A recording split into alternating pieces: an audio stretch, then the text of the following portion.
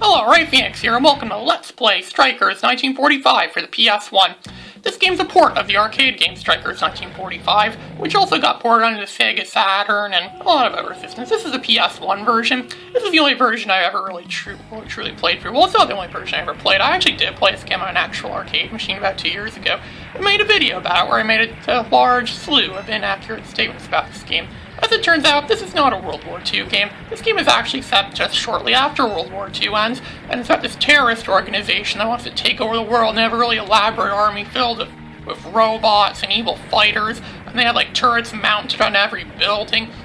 It's up to these heroes called the Strikers of 1945, Strikers, to go and, fight against these terrorists and defeat the terrorist branch. It's a very simple story, but what do you expect for a pretty simple game? This game's actually, it's not that bad of a game. It's a pretty decent enough game. The problem is that there are some problems with this game, though. One of them being this game is extremely short, and also this game is really difficult too. I'm playing this game on very easy, and this game is, barely passable. On easy and the harder difficulty settings, this game is, it's really like, it's like hard. It's like one of the most greatest challenges. It's not as challenging as Gekio's Shooting King at times. I actually caught this along with Gekio's Shooting King. I was getting ISO images. And to be honest, this game isn't really worth an awful lot of money. It can go for quite a bit, but I don't think this game is, worth paying. It's not worth breaking the bank for it. It's not worth, paying a lot of money for it. If you could get an ISO image of it for free, then, yeah, you could download it. And if you have a PS1 emulator, then, yeah, I highly recommend getting it. If you have a PS1 emulator, I don't recommend paying money for at least not a lot of money. That's why this game was criticized. You could download this game on the Microsoft Store for your PC. But it's I don't know if it's any different from this game or any of that. Someone said it's not really worth the price, but you have to pay $7 for it. This game's not worth $7. I found more change outside around my building that's probably worth more than this game. Actually, I've been finding a lot of change around lately, which is kind of odd, but yeah, I have been finding I found at least a few dollars worth of change, so yeah, that's pretty good, pretty lucky on my part, I would say. So now we're already at the second level. Yeah, the first level went by really fast. Everything kind of doesn't really make as much sense about the levels of the labeling of the levels in this game is that every level is labeled as 1-1, 1-2, 1-3, so on and so forth. And usually when you make levels that are labeled like that, it usually means that there's, there'll eventually be a 2-1 and 3-1, different worlds, different zones, worlds, whatever you want to call them. But there aren't any other worlds in that game. Every level of the game's literally 1-1, 1-2. It's always 1-something. So it kind of eliminates the purpose of there being a 1- prefix before all the levels in this game. So as I said before, this game isn't that long of a game. There's barely anything in this game. I could get through this game faster than 1941, Capcom's 1941. I could get through Capcom's 1941 in a very fast amount of time. And this game, yeah, I could also beat this game in a very, very good, fast speed. And so, like I said, we're already plowing through the second level of this game. It's actually quite a lot of fun, actually, if you want to just go around and just rapidly shoot down all the bad guys and shoot down everything you can see, everything that moves. Pretty much how you play this game. You just dodge the bullets and shoot everything that moves, which is exactly, and you also get, nukes and things like that. You get charge shots and laser cannons. What's funny is you can actually choose which of the strikers you want to fly as, you want to play as. Oddly enough, the worst one in this game, I think it's called the Lightning, or something. Don't quote me on that, but I think it's the worst one in the game. It looks a lot like the main fighter you fly in the 1940 games, in Capcom's 1940 games, and it's actually the worst fighter in this game because it's big, it's slow. Its firepower sucks too. I think the best one is the one that I'm using right now. It's called the Coyote or something. I don't know what it's called exactly, but the fighter that I'm flying right now and destroying stuff with, that's the best fighter in the game. I recommend playing it because you have that little that satellite thing that keeps flying around. It's shooting down enemy fighters. It makes taking down enemies really easy. Taking down enemies is really fun and really easy in this game. What's also kind of odd about this game too, or not really so much odd, is the reason why I criticize this game a lot for its short length and the primitive nature of the game too. It's because this is a PS1 game. This is a PS1 game, and it came out in 2001. Again, very close to the end of the PS1's timeline.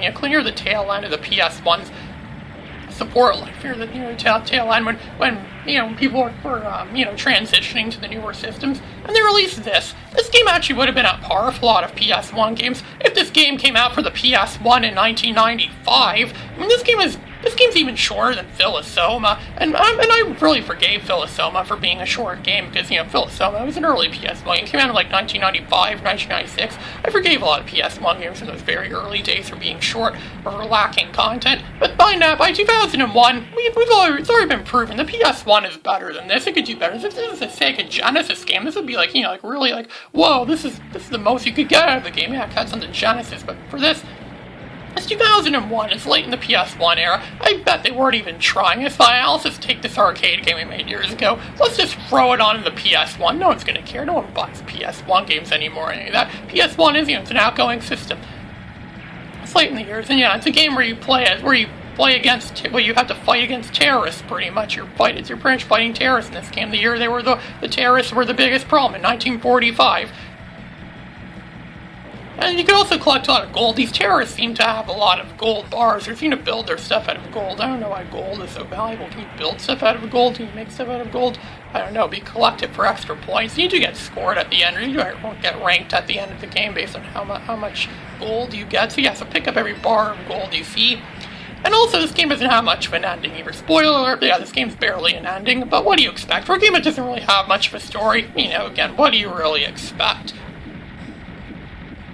And you see, we're already at the boss. There's a lot of bosses in this game. Pretty much every level of this game has at least a boss or two. And all the bosses are like frickin' Transformers or like transforming robots or things like that. They almost look like things that belong in anime or something like that. I also mistook this game for being part of Capcom's 1940 series. This game has nothing to do with Capcom's 1940 series. But yet, they still call it 1945, because we all know years are not copyrighted. There are no copyright claims on years or anything like that. And so we're already about halfway through the game, and we're really, plowing through this. This is what I mean by how short this game is. This game is going to be in just one video because of how short it is. It's one of the strongest enemies in this game. It's that tank thing that's moving back and forth. And again, but one thing this does have in common with 1941 is that, it's supposed to be the 1940s, and it's like Sky Captain, The World of Tomorrow, where they have unrealistic laser cannons or laser weapons, and there's robots and all sorts of starfighters, starships. And I'm pretty sure the lightning, as I mentioned earlier, the worst starfighter in this game, I'm pretty sure it's made out of potatoes, because apparently some people made their starfighters out of potatoes. The potato ship, it sucks, because it's made out of potatoes, and potatoes isn't, great of a building material. You should never build stuff out of potatoes. But some of these people make these games things. So it kind of comes from some of the older games, like even Galaxian, for example. In Galaxian, you get hit once, you're completely destroyed. In Xevious, your ship is kind of large. It's hard to dodge around things. You get shot once, you're dead, pretty much. And that's how it is in a lot of those games. That's kind of how it's kind of been a thing since the beginning, even because games are a lot more challenging back in the old days, especially in the NES days. Games were very challenging back then. But of course, difficulty in games has really dumbed down a lot since then. In the Genesis era, they were a little bit easier, but still kind of overall challenging. But the difficulty really dumbed down in the PS1 and N64 era. PS1 games and N64 games in general are easier than SNES, NES, Sega Genesis games. And even in the PS2 era, you think you'd get even easier. Ape Escape 1 was a somewhat difficult game. It's still a lot easier than any of the NES, SNES, or Genesis games. And Ape Escape 3 is probably the easiest Ape Escape game there is, and that came out well into the PS2 era. So even the PS2 era, the difficulties really dumbing down. Same with the Rayman games. The first Rayman was a really big challenge when it came out on the PS1.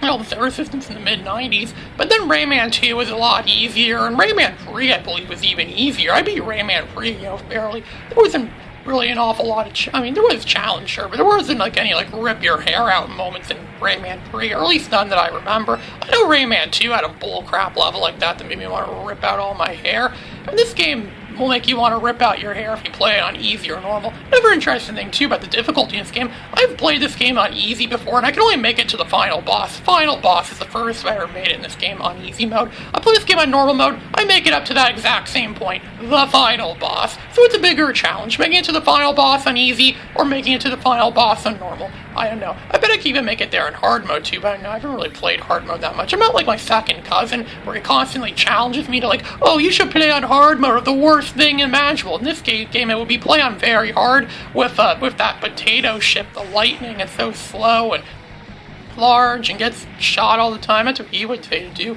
Yeah, and there's some other pretty good fighters in this game. There's also the There's also I think it's called the Flying Waffle or something. It looks like a waffle, and it has lasers that automatically lock onto enemy targets. That ship's pretty good, too. And then there's also the the Shinden. It's called not the Toshinden. Battle Arena Toshinden is a different game, but there's a Shinden ship in this game too, which is also pretty good. It's probably not the best one. I believe I'm playing the best one now. And you see here, this is already the boss. You see here, we're shooting at some claw thing. Looks like that guy from Inspector Gadget or something like that. Look at that, just fired a bunch of charge shots, and look at that, he's dead. All of the bosses in this game are pathetic, but what makes them a lot more difficult in the more harder difficulty settings is that they spam a lot of, shots where you have to be, you have to have, perfect, spot-on accuracy to dodge them. That's what the final boss in Gekio Shooting King is like. That's why I haven't beaten Gekio Shooting King yet, because you have to, it requires precision accuracy. You have to have, the hands of a surgeon to be able to guide your ship that carefully for everything, especially in the amount of time you get to. It's really fast, too. You have to do it really fast. I don't get how anyone could really be a surgeon. I mean, there are surgeons in real life, but I could never do something like that. I don't know how they do it. It's impossible to imagine how someone could do something. I also can't really imagine a lot of other things either. How could someone get shot out of a cannon? Apparently there is something like that. I actually saw that once, when some guy got shot out of a cannon. And right now, we're in the second last level of the game already. Yes, that's correct. We're at the second last level of the game. We're just collecting more gold, because if there's one thing this game is not short of, it's gold. If there was this much gold in the world, poverty wouldn't exist. So, one thing that is kind of good about this game is that it stays consistently vertical. It's a vertical shooter, which most vertical shooters, consistently stay as vertical shooters. Philosoma constantly switched between vertical, horizontal. It even became a 3D shooter at some point. It's kind of like that of Star Fox 64, but I kind of like the vertical shooting. This is probably my favorite genre of game. I'm not sure if I mentioned that before, but this probably is my favorite genre, or one of my favorite genres, definitely. And so this is already the boss of the 7th level, another transforming robot thing, again, as usual. Because what else would it be, right? This game is filled with transforming robots. They were really big in 1945, back when we had, technology that was so much better than anything we have today. If 1945 technology ruled the world today, we pretty much live in a perfect world that's free of conflict and free of anything. And here is the final boss. Because we know conflict never, goes away completely. Why do you think we have so many stories of things? If conflict, truly ended, there wouldn't be so many, stories and movies and things like that. But of course, the same conflicts often get, boring over time, which is why Hollywood often runs out of movie ideas. If Hollywood really wanted to, have better movie ideas, they should play games like these. You get a lot of good ideas for movies. This game would make an awesome movie, I think. I mean, you could just add a deeper story to it and add more, story-like elements to it. Yeah, this game very well can make a pretty interesting movie. I go to movies to watch a movie like this. Well, I don't know about that for sure. I mean, I'm kind of sick of movies. Movie theaters have been closed in the last year or so where I live, and I'm not really into, movies so much. There's a friend of mine who's also like that, too. He hasn't been to the movies since 2014 when Dumb and Dumber 2 came out. And I haven't been in the movies in over a year. I haven't been in the movies since Star Wars Episode 9, Rise of Skywalker came out. And I only watched that movie out of obligation because, I've seen all the other Star Wars sequel trilogy movies, so you might as well watch the third one and finally get this over with. Watching the third part, face it, watching the third part of any trilogy is really more of an obligation than anything else. You've seen all the other ones up to this point, so you might as well just watch the third part and, finally get it over with. And so here we are, we're at the final boss now. It looks like the Philosoma thing from the game Philosoma, which also slightly resembles that of those microwave frozen pizzas. This boss doesn't exactly resemble a microwave frozen pizza. It's also impossible. It looks like a crab or lobster, and kind of maybe it's at the lobster section of the grocery store or something like that. So I'm just really spamming. Okay, now it's starting to look more like, I don't know. It actually does look like something that could be a delicacy in some countries. Or they serve it on a serving platter with, I don't know, or maybe it's something that would be a toy that comes in a meal or something like that. But then again, kids' meal toys are actually starting to become a thing of the past. A lot of kids are being less and less interested in kids' meal toys. I'm just going to keep spamming it, shooting the crap out of it, and thankfully that nuke thing I have where it sends a plane after it. No, look at that, he's already gone. He just fell into the lava and he's presumed to be, dead. So here's the ending of the game. Just tells you how well you did in every level of the game. Gold, this, gold. shoot down, time, how fast you got for every level of the game. Because again, this is so believe it or not, this is the end of the game already. And it even shows like what looks like historic footage from 1945. Wonder if this game's based on a true story. I don't know. A lot of stuff is based on a true story. Even Star Wars is supposedly based on a true story. And now, here's the credits, because it's always obligatory to show the credits, right? The production staff, and it shows cool graphics and cool visuals of the fighters coming and being assembled, and they're going to be flying off to fight whatever Philisoma-like beasts that are going to be taking over the world or something like that. And there's the designers, because I like design. Design's a very important part of the game. The designers draw everything you see on the screen, And the programmers, that's what I'm going to school for right now, is programming. I'm hoping to make a remake of this game, or something like that, that's going to involve my IP, my IPs, like the stuff that I have on DeviantArt and things like that. I thought of, making a game based on those. I hope to make games eventually. There's the music people, the soundtrack in this game is not the worst, but still somewhat decent.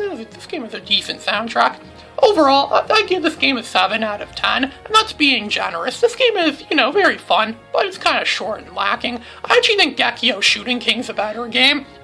Because Gekio Shooting King is a longer game, has more to offer, there's more modes of gameplay. The modes of gameplay is what really makes Gekio Shooting King what it is. I'll eventually make a video of that eventually, and I haven't even beaten Gekio Shooting King, not even on easy, because I play on easy, normal, and hard, and I always make it up to the final boss. So I might as well play on hard mode, because it'd then be considered, a greater achievement. So, that's the end of the game. The end. We defeated the terrorists, and the world is free to live in peace. Or at least, until they return in the sequel. Because the way these games are, there's always sequels to these games. I think this game did have a sequel, Strikers 1945 too, which oddly enough is actually the one I just played. This isn't even the original. The original, I don't know, it's really confusing. The original came out in Japan only or something like that, and then later there was a sequel, which was just called Strikers 1945, and it's really confusing. And so, that's pretty much the end of this game. This is Ray Phoenix, signing out.